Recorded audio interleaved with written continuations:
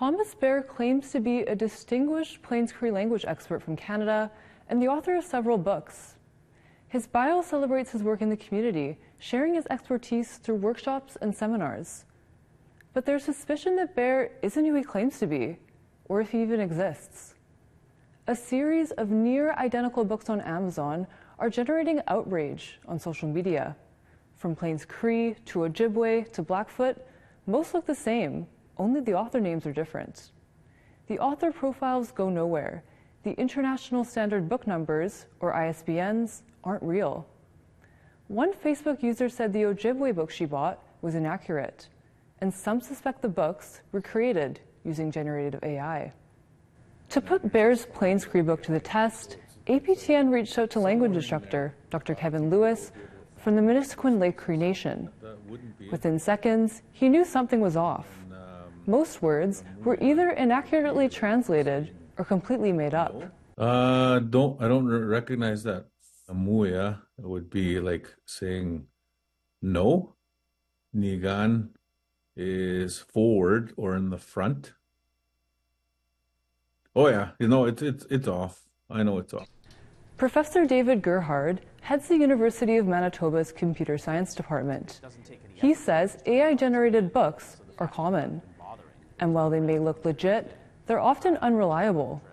These generative tools, especially when they are working in domains where they don't have a lot of information, can sometimes just make up an answer rather than say they don't know. And so it's not clear whether the information in here would be reliable. APTN plugged the introduction of Bear's Plains Cree Adjectives book into 3 AI detectors. While their accuracy can't be guaranteed, all 3 suggested the text was 100% AI generated. Gerhard notes a few other telltale signs. You can do a search for these authors and find that they're not real people, but the big tell is that the ISBN, the International Book Number, is just made up.